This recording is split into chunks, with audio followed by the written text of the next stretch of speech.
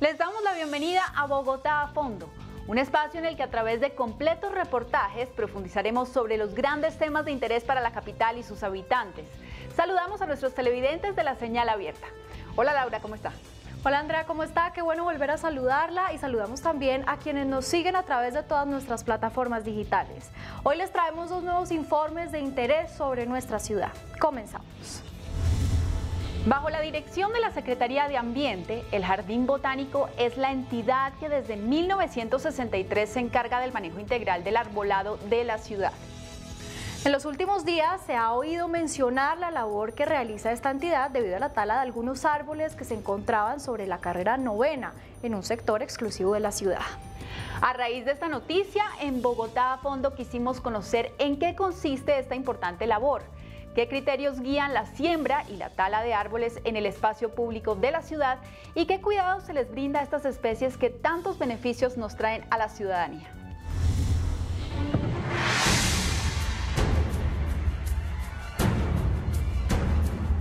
En los últimos días, en Bogotá se desató una dura polémica por la tala de árboles en la avenida 9ª entre las calles 72 y 85.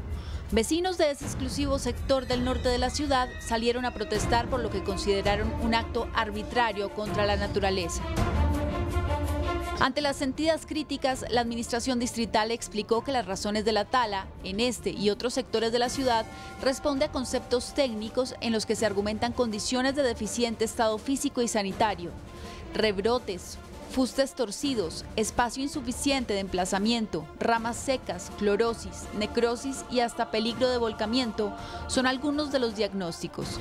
Ante la inconformidad de muchos ciudadanos, la Personería de Bogotá solicitó a la alcaldía suspender el proceso de tala y socializar las determinaciones de los técnicos con la ciudadanía.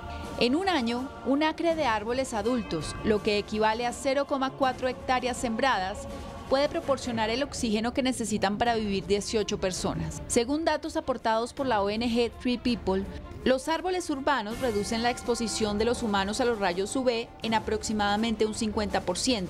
Asimismo, absorben los olores y gases contaminantes y filtran las partículas contaminantes del aire atrapándolas en sus hojas y corteza. Estar entre árboles y en ambientes rodeados de naturaleza genera tranquilidad, reduce sentimientos de violencia y mejora la concentración, reduciendo la fatiga mental. Nos generan tranquilidad, nos generan paz, nos generan armonía al salir. Es mucho mejor sentirse cuando uno está en familia disfrutando, llegar a un parque donde están llenos de árboles, de naturaleza, del verde, que estar en la casa encerrado o en un conjunto donde solamente tú ves ladrillos. El manejo integral del arbolado es una tarea que asume la administración de cada ciudad y que en el caso de Bogotá es considerada de alta relevancia, fundamental para el mantenimiento del espacio público. Justamente, con el fin de tener un doliente de esa responsabilidad, la Secretaría Distrital de Ambiente, entidad rectora en la materia, encargó de ejecutarla bajo su dirección al Jardín Botánico José Celestino Mutis. Control de raíces, bueno, todo lo que tiene que ver en el manejo del arbolado y la jardinería. A través del Jardín Botánico y haciendo uso de otros mecanismos, la alcaldía actual de Enrique Peñalosa ha sembrado más de 86.000 árboles. El Jardín Botánico, como máximo responsable de la arborización en la ciudad, puede intervenir en el espacio público de uso público. Nosotros no intervenimos espacios privados. El espacio público de uso público es el espacio que está asociado a vías, o sea, a la movilidad de la ciudad, y el espacio público asociado a parques. Andenes, separadores, alamedas y ciclorrutas hacen parte del espacio público relacionado con vías, espacio en el que la principal regla a la hora de arborizar es preservar la seguridad de peatones, pasajeros y conductores. ¿Quiénes utilizan las vías? Los conductores y los peatones. Básicamente son como las dos movilidades que se dan allí. Digamos que la ciclorruta, pues con sus bicicletas. ¿Qué tratamos de hacer? De generar una arborización que sea de un porte alto, que los árboles que plantamos tengan unos fustes, unos troncos limpios, muy muy únicos, digamos, y muy limpios para que no generen barreras visuales que vayan a impedir que tanto el peatón vea el carro que viene o que el conductor que viene manejando no vea al peatón si se va a atravesar una vía. Además de esos espacios están también los parques, desde los vecinales y de bolsillo hasta los zonales y metropolitanos, todos necesarios para la recreación y el esparcimiento de la ciudadanía. En ellos, aunque se busca dejar amplios espacios libres para su aprovechamiento, los criterios de plantación tienen que ver principalmente con la seguridad, comodidad y protección de quienes lo visitan.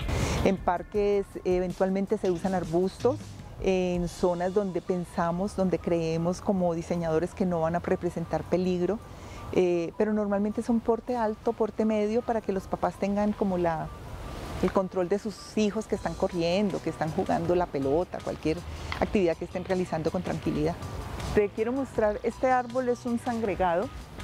Este es un árbol que es un árbol bueno para usar en parques o para usar en vías. Es un tronco, mira que es un tronco único, no ramifica muy bajo. Las ramas están ya muy altas, entonces permite la permeabilidad visual.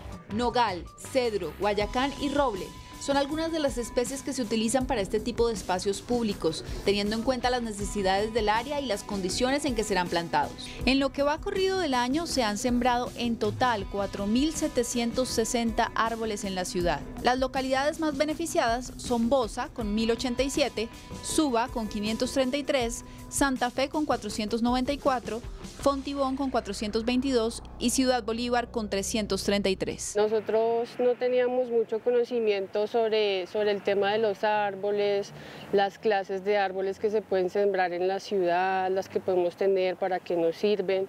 Y por medio del Jardín Botánico pues nos aclararon ciertas dudas, tuvimos la oportunidad de conocer ciertas especies y además de aprender a plantarlas, que no es simplemente abrir el hueco, sino hay que hacer otras técnicas, estarlos cuidando, manteniéndolos, digamos que hay que darles vitaminas, o sea, es una planta o un árbol es como un hijo.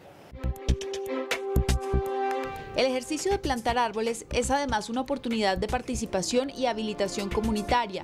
Mejora la calidad de vida de los vecindarios y puede, en ciertos casos, proporcionar un hábitat para la vida silvestre. Una vez existe un ecosistema, la tarea de la administración, en asocio con la comunidad, es cuidarlo y preservarlo. Dentro de las labores de mantenimiento que realizamos, pues está la fertilización, que es alimentar al árbol, nutrirlo. Entonces los fertilizamos, mejoramos las condiciones del suelo aplicando materia orgánica, ¿sí? Hacemos podas, control fitosanitario, riego, deshierve. Entonces son varias las labores de mantenimiento básico que se realizan procurando que los árboles se desarrollen. Alrededor de 22.000 árboles reciben tratamiento fitosanitario al año en la ciudad. Sin embargo, en muchos casos, al recibir la atención requerida, el avance de la enfermedad que los afecta hace que la situación sea irreversible. El profesional, ya sea biólogo, ingeniero forestal, ingenieros agrónomos, ellos hacen el diagnóstico, o sea, hacen la visita en campo una vez la ciudadanía nos cuenta del problema fitosanitario. Reciben la visita del profesional, este profesional pues hace el diagnóstico, define qué tratamiento debe dársele al árbol y al igual que en el caso de una persona enferma se inicia el tratamiento para poder controlar ya sea la plaga, en el caso de insectos por ejemplo, o la enfermedad si la situación crítica del árbol se debe al ataque de hongos o de bacterias. 10.500 árboles han tenido que ser talados durante esta administración, una cifra que resulta ser similar a la del anterior gobierno distrital, en el que en los 4 años fueron talados 13.700 árboles. Y aunque por supuesto no es deseable talar un árbol, teniendo en cuenta la cifra de árboles sembrados, podríamos concluir que por cada tala se realizan 8 siembras en la ciudad. Cuando talamos nosotros los árboles, nosotros tenemos 2 sitios de acopio. Uno es en el vivero La Florida, que es vivero del jardín, y otro aquí en el jardín. Aquí hay un centro de aprovechamiento. ¿Qué hacemos?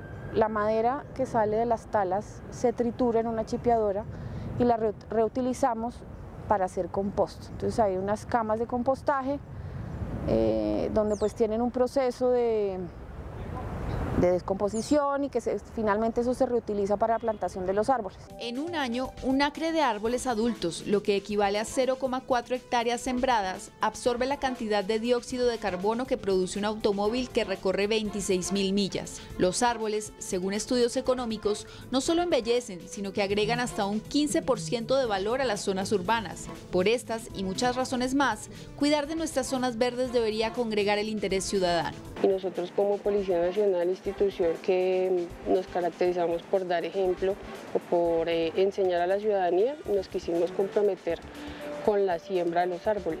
Yo los invito a que hagan parte de las sembratones o de las campañas de siembra de árboles porque es importante cuidar el medio ambiente y cuidar el mundo que tenemos, que pretendemos dejarle a nuestros hijos o a toda nuestra descendencia y en el que estamos viviendo actualmente para que tengamos una vida más armónica y tengamos muchos beneficios más que poder disfrutar de la naturaleza.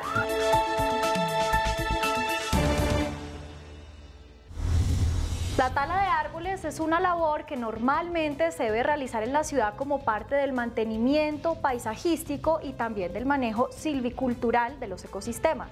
Según datos del propio Jardín Botánico, en la pasada administración fueron talados 13.700 árboles, mientras que en esta la cifra va en 10.500. La noche del pasado 3 de septiembre, una tragedia enlutó a 2 familias de Bogotá. Un aparatoso accidente de tránsito ocurrió cerca a la medianoche en la autopista norte con calle 150. Un vehículo en el que viajaban 4 jóvenes terminó destruido contra un poste ubicado en esta avenida. El choque dejó 3 muertos y una persona más con lesiones leves. La causa aparente y la hipótesis que manejan las autoridades es el exceso de velocidad con el que se movilizaba el vehículo. Sin duda una tragedia que se hubiese podido evitar. ¿Qué pasó esa noche? ¿Quiénes eran las víctimas? ¿Y cómo se produjo el accidente? Las respuestas a estas preguntas en el siguiente informe. Lunes 3 de septiembre, 11:45 de la noche. En un instante, 3 jóvenes pierden la vida en un aparatoso accidente en la autopista norte con calle 150 en el sentido sur-norte. Ese mismo día, pero horas antes, cerca de las 3 de la tarde, Irlanda Meléndez, de 23 años, una de las víctimas, se había graduado de la carrera de Relaciones Internacionales y Estudios Políticos en la Universidad Militar Nueva Granada. Su familia, en menos de 12 horas, pasó del júbilo al dolor.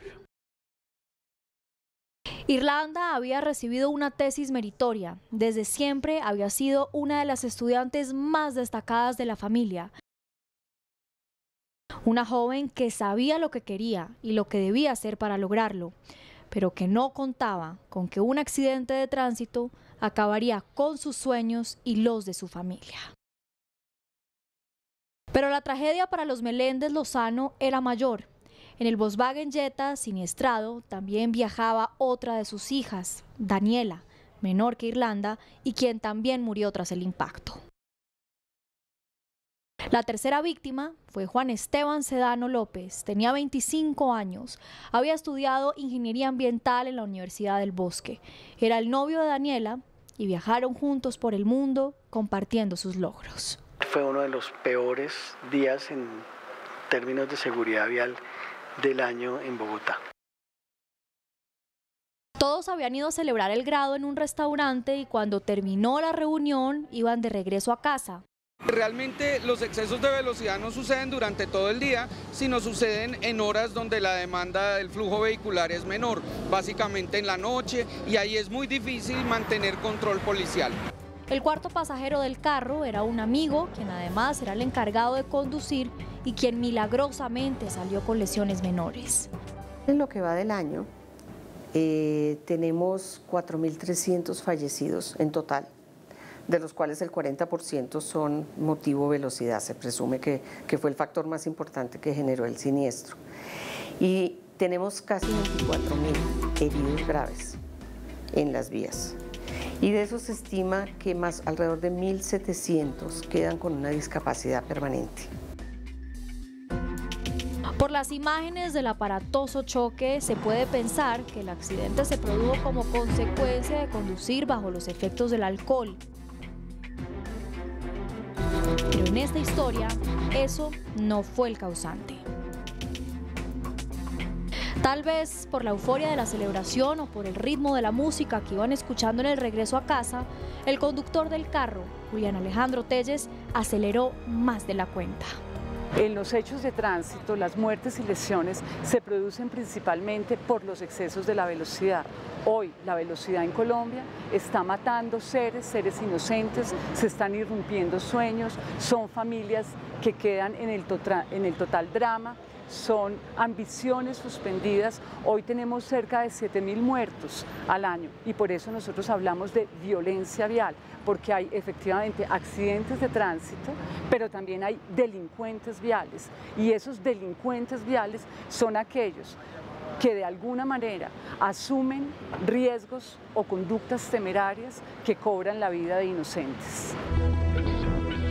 Tras el impacto, el carro quedó destruido.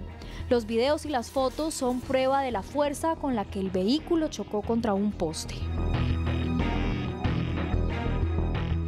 Pierde el control de su vehículo, se desliza, las huellas de arrastro, de frenado que hay en la vía, aparte de eso, pues impacta contra el sardinel y después contra el poste en el costado derecho del vehículo.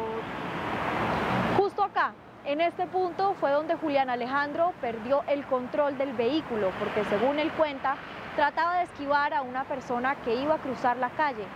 Se estrelló primero contra un árbol, pasó por una alcantarilla y terminó contra este poste que vemos acá. Si uno, por decir algo, atropella a una persona a 30 kilómetros por hora, el 80% de probabilidades es que se salve y que no pase nada. Si subimos a 50 kilómetros por hora, el mismo atropello, ya la probabilidad de que la persona sobreviva baja al 60%. En el lugar murieron las dos hermanas, a pocos metros la una de la otra, como habían sido durante su corta vida, inseparables. Juan Esteban fue encontrado con vida por los primeros organismos de socorro que llegaron al lugar. Fue trasladado inmediatamente a la Fundación Cardioinfantil, pero no pudo superar las graves heridas que le ocasionó el accidente y murió a los pocos minutos. Las cifras son contundentes. El año pasado en Bogotá hubo un total de 546 fallecidos en accidentes viales y 55 de ellos fueron por exceso de velocidad, y la mayoría de estas muertes ocurrieron entre las 10 de la noche y las 6 de la mañana. Y es que a alta velocidad son varias las habilidades que se pierden. Los estudios del Ministerio de Transporte muestran que el ángulo de visión de una persona normal es de 104 grados, pero en un carro que va a 100 kilómetros por hora, como fue el caso de este accidente, el campo visual es de apenas 42 grados. Según los estudios realizados por nuestros peritos y los profesionales en física, determinaron que en el momento del impacto del vehículo contra el objeto fijo, el vehículo impacta a una velocidad de 80 kilómetros por hora, lo que quiere decir que posiblemente antes venía a una velocidad superior a los 100 kilómetros por hora. El carro iba a más de 120 kilómetros por hora y según el informe realizado por las autoridades de tránsito, la velocidad con la que fue impactado el poste fue de 80 kilómetros por hora. A esta velocidad era prácticamente imposible que el vehículo no se partiera en dos. Lo único que mata en un hecho de tránsito es la velocidad, y la velocidad está matando seres inocentes, está dejando familias en el total desamparo. Hoy el país tiene un gran reto y es disminuir sus velocidades. Necesitamos que las velocidades en perímetro urbano no superen los 50 kilómetros por hora. De los 4 jóvenes, solo los 2 que iban adelante llevaban cinturón. Las 2 hermanas iban sin cinturón y por esto quedaron por fuera del carro. Tenemos que lo que va corrido del año se han realizado más de 6.200 comparendos a conductores por no portar el cinturón de seguridad. las muertes de personas jóvenes son por lo general las que más impresionan y afectan. La Organización Mundial de la Salud asegura que la principal causa de muertes en la población joven, es decir, personas entre los 15 y los 29 años, son los accidentes viales. En Bogotá, puntualmente, según Medicina Legal, es la segunda causa de muertes violentas. El país hoy requiere de disminuir sus velocidades para acabar con esta pandemia, con esta epidemia que está dejando más de 7.000 colombianos muertos al año y que está cobrando la integridad física de más de 45.000. Irlanda amaba el rock. Estaba feliz de haber compartido este logro con su familia, sobre todo con su gran amiga, que era su hermana Daniela, de 22 años, y que ya estaba haciendo sus prácticas en el Ministerio de Justicia para graduarse como abogada el próximo año. Su familia es poco lo que ha querido hablar. El dolor es inimaginable, pero lo que dijeron quienes acompañaron a la familia Meléndez en las honras fúnebres es que estas hermanas se querían tanto que se fueron juntas. Julián Alejandro Telles, de 25 años, fue el único sobreviviente. Era amigo cercano de los otros jóvenes. Fue trasladado a una clínica en Teusaquillo, de la que fue dado de alta horas después. Sobre él recaen todas las preguntas de lo que sucedió en ese instante. Se encuentra totalmente estable, totalmente orientado, consciente. Esta tragedia, porque no tiene otro nombre, acabó con la vida y los sueños de 3 jóvenes que apenas empezaban su camino. Historias como estas nos recuerdan que los accidentes de tránsito ocurren en un instante y pueden dejar consecuencias fatales. Que ningún ciudadano se sienta exonerado de cumplir las normas de tráfico, porque las normas de tráfico son normas de vida. Lo que subyace detrás de una norma de tráfico son valores, y son valores de respeto. La Secretaría de Movilidad contempla la posibilidad de buscar una regulación que reduzca el límite permitido en las avenidas de la ciudad. Pero esto parece imposible si no se trabaja en llave con el gobierno nacional, porque el Ministerio de Transporte estableció por el decreto 015 del 2011 que en las vías principales se puede andar a 60 km/h, una velocidad que, si se respeta, evitaría numerosos incidentes.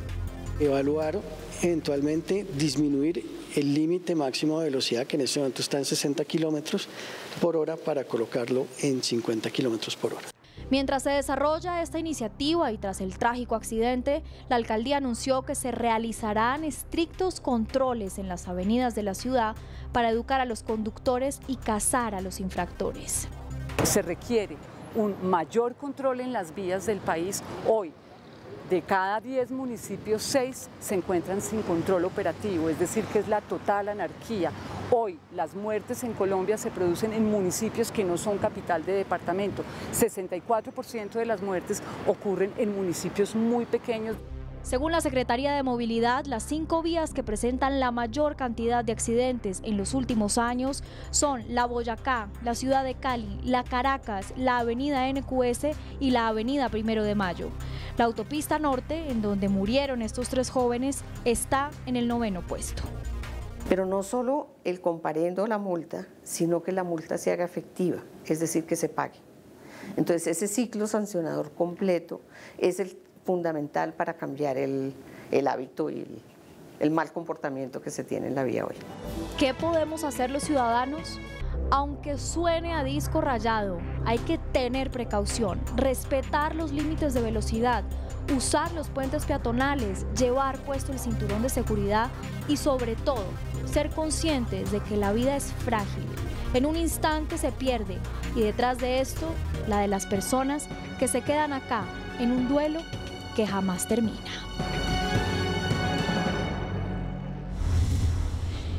Lo importante es que tanto los conductores como las autoridades trabajemos por evitar este tipo de incidentes con controles y con responsabilidad a la hora de ponerse enfrente de un vehículo y, sobre todo, respetando los límites de velocidad dentro de la ciudad y en las carreteras. Así es, Andrea, prudencia para evitar tragedias como esta. Llegamos al final de Bogotá a Fondo. Nos vemos en una próxima entrega con más reportajes para que ustedes sigan conociendo a profundidad los temas de nuestra ciudad. Hasta pronto.